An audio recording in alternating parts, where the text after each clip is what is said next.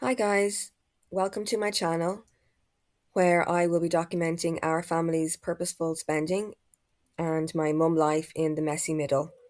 In an introverted way, though, I guess, because I'm too shy to show my face right now.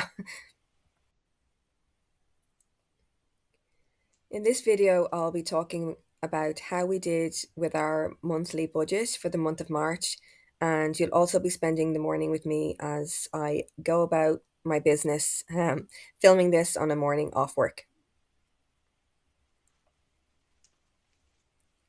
We got off to a good start for the month because my husband's income was higher than we were expecting. So his income can fluctuate from month to month due to overtime, and this month he was paid for some overtime that he did. Our fixed expenses were all fine this month. There were no increases to our bills. So I think we'll just dive straight into our variable expenses. Both mine and my husband's personal spending were over this month. Yeah, it wasn't a perfect month for us in that regard. These days, I rarely go over with my personal spending because I've set myself a no buy in particular categories. But my husband tends to go over regularly enough. But you guys, like, I'm just unwilling to increase or to talk about increasing his personal spending amount because I feel like if we do, he will still find a way to go over, even with an increased amount.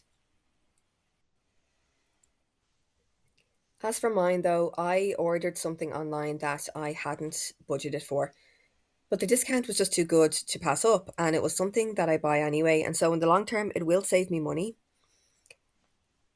We went slightly over in the miscellaneous line item and in our kids' spending line item as well. However, we did come in under budget for groceries, which was a nice surprise, seeing as the cost of everything is just going up so much lately.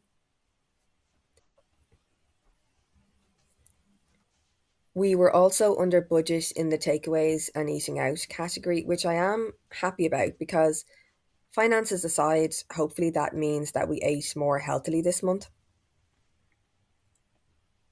Surprisingly, we were also under budget with our commuting costs. As we all know, the cost of fuel has gone insane lately, so I can only deduce from this that we did less driving this month. And then lastly, we were under budget for our pet stuff. As a whole, though, we did unfortunately go over budget in this whole umbrella category of variable spending. Moving on to our savings and sinking funds, we did have to increase the budget amount for the school sinking fund due to a school trip abroad being announced. But we did find out about this a couple of weeks before doing the budget, so we had time to increase the amount for this line item before the new month started.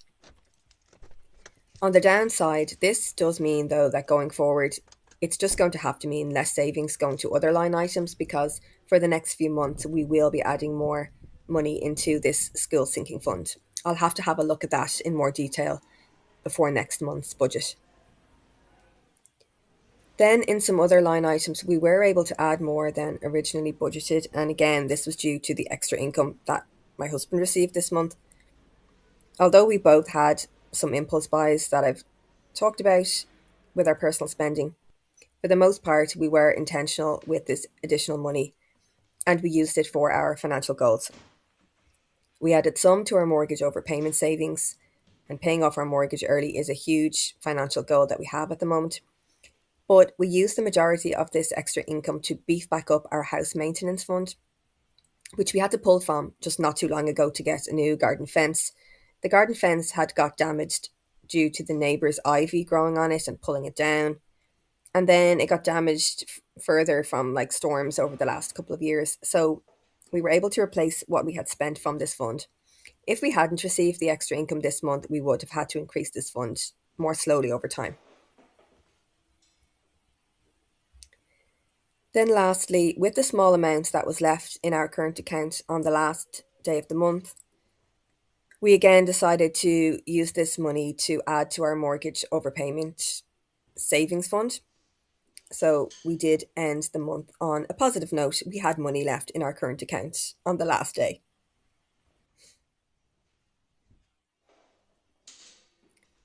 I hope you enjoyed this video, guys, and it gave you a little insight into how families like ours can rejig categories and line items within our budgets as needed. It was a good month for us, so it wasn't too much hard work in that regard. But we do have months where we obviously don't have that additional unexpected income, and it's harder to balance the budget, which I will share as this comes up.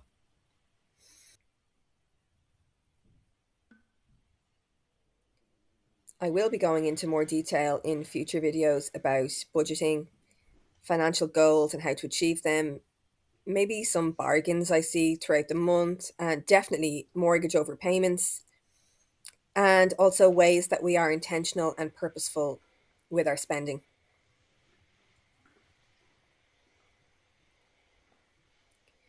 So, if these are topics that would interest you, guys, please like and subscribe, and I'll see you again in the next one. Bye, guys.